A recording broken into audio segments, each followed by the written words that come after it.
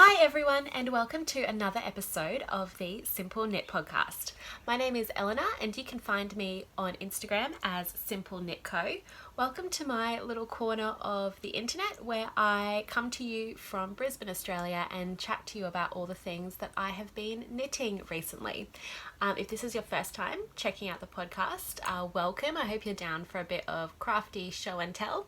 And for all my lovely returning viewers, it's always a pleasure to have you here and to have you take some time out of your day to chat with me about knitting. I hope you've all been keeping well.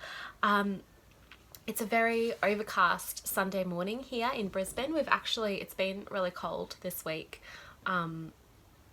Brisbane cold, so it's been like under 20 degrees Celsius every day, which has been great. I've been able to wear my shawls and my hats out when I go to work every day, which has been nice. But yeah, it's very cloudy, so if the lighting goes a bit up and down, it is what it is. And I just hope it doesn't start raining because we have a tin roof.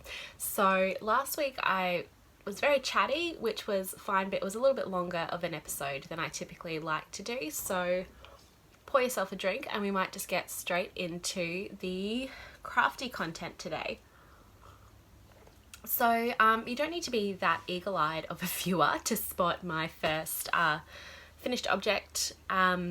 So in the comments on my last video, the lovely Stacey said, "Hey Eleanor, remember you were making that pink jumper? We haven't seen that for a while." And that's correct, you hadn't. So I finally finished it. This is the Cline jumper by Julie Hoover. I think it was published probably 6 or 7 years ago now. And it's a super popular DK weight jumper pattern. And I have knit mine out of Jagera Plains 8-ply in their pink colorway. And it is coming off this, it's like a really bright highlighter pink. So it does come off quite a bit more saturated on camera just because of the way that it plays with light. But yeah, it's just a super vibrant pink, which I love. I think it is so great. And I knit the third size, and I basically knit it exactly to pattern. I used all the recommended needle sizes and all of that. So, and I love how it's turned out. I love the fabric. It's really warm. This yarn is amazing. It's a 100% Australian merino, but there's just something about it. It just feels more substantial than other merino yarns, which I'm like, yeah, I think it's just an amazing yarn. So especially if you're in Australia, I highly recommend checking out Jagera Plains. They have, I think, 4-ply and 8-ply bases, and they do a whole bunch of amazing colors. Really nice, bright and vibrant kind of colors, which I'm really into at the moment. So I knit this, as I said, kind of exactly as the pattern said. Because it's a seamed jumper, it's quite hard to know exactly how it's going to fit until you finish it. So I figured if I liked the pattern, this is the kind of like simple but really well constructed garment that I would make time and again. So I figured for the first time I made it, I would just do it exactly to pattern, see how it comes out, and if there's anything I would change in the future, I can have that in mind for future projects. So as you can see, the sleeves aren't quite full length. This is actually how they're written in the pattern. So they came out on me exactly how they look in the pattern photos. With things like, because arms are such a variable thing on everybody, even when you have the schematics and you can see what they look like in the picture, it's really hard to know exactly how it's going to fall on your body until you've made it. So but this came out kind of exactly as it looks in the pattern. As you can see, it has this really cool dolman sleeve construction, which is really great. But that was kind of what was giving me, not problems, but some issues when I was seaming the jumper together. So when you get to the when you're knitting so you knit the sleeves from it's all knit flat. You knit the sleeves from the cuff upwards, and when you get to here you start decreasing really rapidly, and when you do that the pattern has you change the way that you do the selvage. I can't even I mean, it's a paid for pattern, but I also can't even remember exactly what that is. It's been so long. But you just change the way that you do the selvage, just so I think the stitches on the selvage aren't as tight. But I still had quite a bit of trouble when I was seaming getting the sleeve to fit into the shoulder cappy, this part, very technical, this part of the jumper. So I decided that I wanted to do, for the seaming, instead of doing a mattress stitch, to crochet the seams. I love mattress stitch, I love the finish, it's a really great technique, but I find it's not great if you have to pull it out and do it a couple of times. So because with this I wasn't super confident when I was seaming it together, because it's just a construction style that I hadn't dealt with before, I wasn't super confident that I would get the seaming right first time. So, and I like ripping out mattress stitch is kind of a pain. So what I do is I just hold the right sides facing each other, so it's inside out, and then you just do like double crochets up the seam in each stitch where you would normally do the mattress stitch. So there is a Very Pink Knits tutorial video that shows and explains it really well, as all her videos do, but I think it's a really great technique, and it's a little bit more visible on the outside than mattress stitch, but not by that much. And on the inside, it's a little bit less bulky than mattress stitch, but there's still a little bit of bulk in the seam, as you get with knitted seams and knitted garments. So this would have been a couple of months ago now. I had finished all my pieces and I was assembling it, and I was just having a really hard time getting the sleeves to fit into the armhole. I think the first time I did it, it was really puckered and it looked really bad. So I pulled it out and then I tried it again, and it was like, I just did like a 1-to-1 stitch to stitch as I put it together, and like the sleeve was really tight, and then it just looked ridiculous. So I pulled it apart and I put it in timeout, and it had been sitting in the corner just shaming me and making me feel bad, because I love this color. I really wanted to be able to wear this jumper this winter, but just like the thought of having to go back and like get the seaming right was a little bit daunting, because mainly it was, what if I can't do it, and do I have to rip the sleeves out and knit them again? Like, have I done something wrong? It was just something that was annoying me, so I just put it away, didn't think about it, and worked on some other projects. And then after Stacey had said that in the comments of my last video, thank you Stacey, I was like, you know what, I'm just gonna do it. It's knitting, what's the worst that can happen? Let's just get it finished. So how it actually ended up working, and I cannot explain this, it's like witchcraft, I cannot explain it. So what I did was I seamed up the side seams to just shy of where the armhole decreases started, so about where the bottom of the armhole would be, and I left quite a long tail so I could join it up a bit higher, move the seam if I needed to get the sleeve to fit.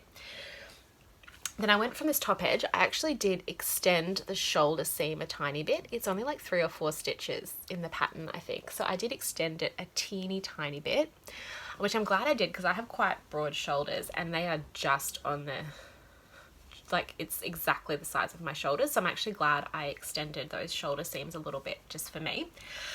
And then I did one side, so I went from top to bottom, crocheted down, and it was kind of a little bit, it didn't quite reach to the bottom of where it needed to go.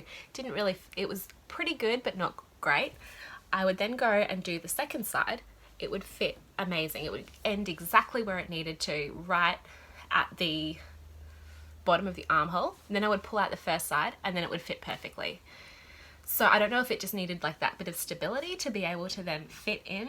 I can't explain it, but that's how I got, and it happened in exactly the same way on both sleeves. So the first side was like 80% good, and then the second side was bang on, and then I would go back and do the first side again and it would be bang on. I would say like it's still like a little bit, there's a little bit of like, not quite like mild puckering along this sleeve, but I think with wash and wear that's going to wear out. And from scrutinizing a lot of people's Ravelry and Instagram projects, I think this is kind of what it looks like. And when it's on, it looks a little bit funny off, like when it's just sitting like in just flat, but once it's on your body and it fits really well, and I think it looks really good. So that is my Cline jumper finally, and I think I've worn it the last 3 days in a row. It's a great, really warm. I think if I made it again, I'd probably lengthen the sleeves a little bit just to my taste, especially if I was making it in a more neutral color. I'd probably make the sleeves a little bit longer and maybe somehow get a little bit more room over the shoulders. But yeah, other than that, I'm really stoked. So that is my Cline jumper. The second finished object I have were almost finished last week, but they're completely finished this week. They are my Midnight Dancer socks. So this is a pattern by Sari Nordland, and the yarn is a Stress Knits sock yarn in the colour Sweet Stress Folk. And it's, you can see on the camera the like flecks of like a grassy green. There are also some really like pale pink in the yarn base, but it's really hard to get it to pick up on camera because it's so pale. But yeah, I'm really stoked with how these socks turned out. They're really cute.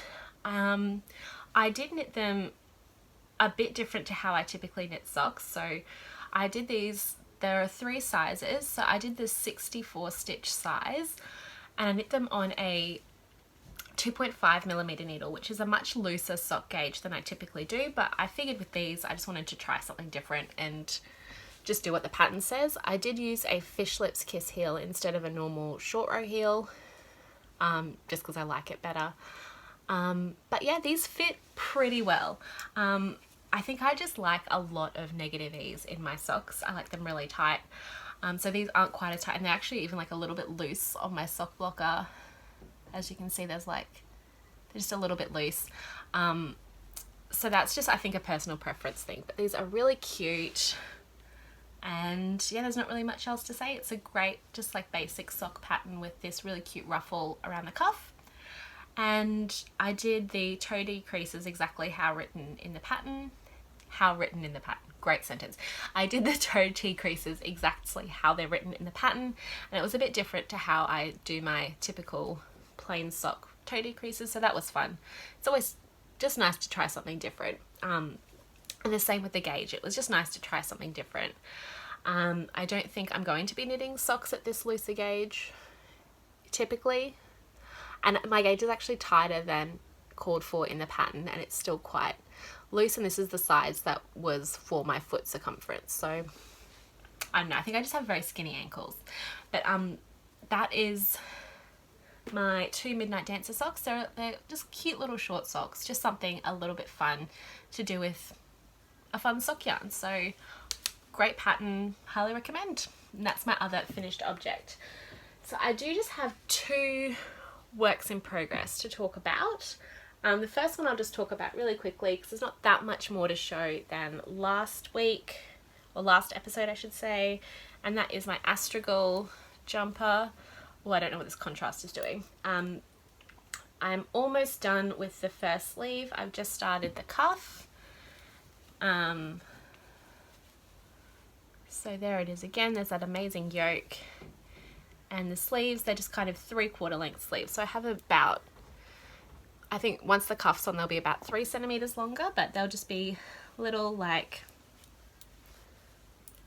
3/4 length sleeves like that.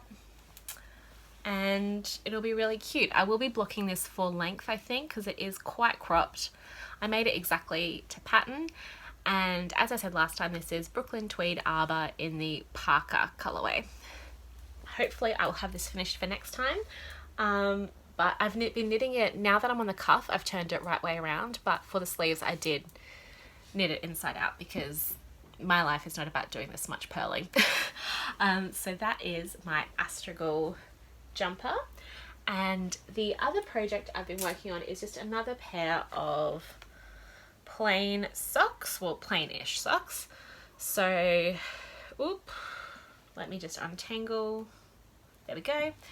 So I cast on this sock when I finished my Midnight Dancer ones, and they've just kind of gone really quickly. I've been working on these actually quite a bit. So these socks are in Knit Picks Felici in the colourway that is called, I don't remember. Colourway is called Dance Party. I always want to call it Flash Dance, but it's not. It's called Dance Party. So it's just like a dark brown with this like chartreuse blue and kind of magenta-y pink stripe.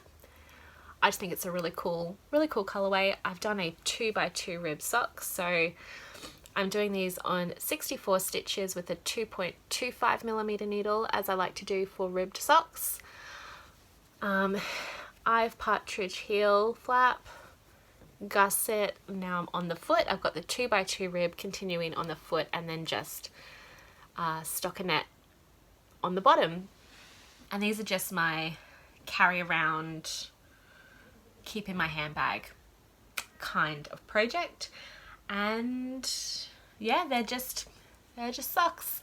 I really like Felici. I think it's a great self-striping sock yarn at like for a pretty reasonable price. I mean, it's not perfect. Like there are some spots where, like here, where there's like little bits where the dye misses, but for the price, I think it's really good, and it wears really well as well. It's super soft and it wears really well, and it's really great for gifts because it's basically indestructible. So if you give it to someone, you don't have to worry about them shrinking or doing anything like the sock doing anything weird once, or the whatever you make with it doing anything weird once the person gets it. So that is what I have been working on. So that's kind of all the knitting that I've been doing. Yeah, I'm just so relieved to have this Cline jumper finished. It's no longer sitting in a bag of shame, making me feel, I don't know, weird that I think I was just so worried that if it didn't work out, what had I wasted all that time knitting it, whatever. It's done now and I love it. So yeah, I was just so relieved. I think I had to like stop knitting for a few days just to like let it sink in. But yes, and the other thing I thought I would talk about was what I have been reading. So there's a couple of books that I've finished recently over the last couple of months. I haven't really talked about books for a while, so I thought I would just talk about them today. The first one that I read, this book called Fake by Stephanie Wood. It's a non-fiction story about the author's life. So basically she fell in love with someone that she met online, and he wasn't who he had presented himself to be. And it's kind of, it reminds me of, you know, like some of those podcasts, like, was it the third season of Unravel? And kind of like an element without the crimey bit of Dirty John, like just these people who present themselves as something that they're not, and why people feel compelled to do that kind of thing. So kind of like con artist, but without too much crime. It was really interesting. And if that sounds interesting to you, highly recommend. It kind of been easy to have had to write about your own life in this way, so I think it's definitely well worth a read. And I also, another non-fiction book, this is by Antony Loewenstein. It's Pills, Powder and Smoke, and this is about the war on drugs. So each chapter is about a different country in the world. So it has Honduras, Guinea-Bissau, the Philippines, then Australia, the US and the UK, and just all about the damage that the war on drugs has done and the way that the drug trade hurts everyday people. It was really interesting, really compelling reading. I've been watching a lot of really trashy Netflix documentaries about drug dealers. There's about 10 different series on Netflix that are all kind of the same. They follow like law enforcement and drug dealers at the same time in an area, and like they're not great. So I felt like I should probably consume some good, well-reported media as well, and this is definitely what this book is. highly recommend, especially I think it's the chapter about Great Britain that talks about opioids. It's really, really good.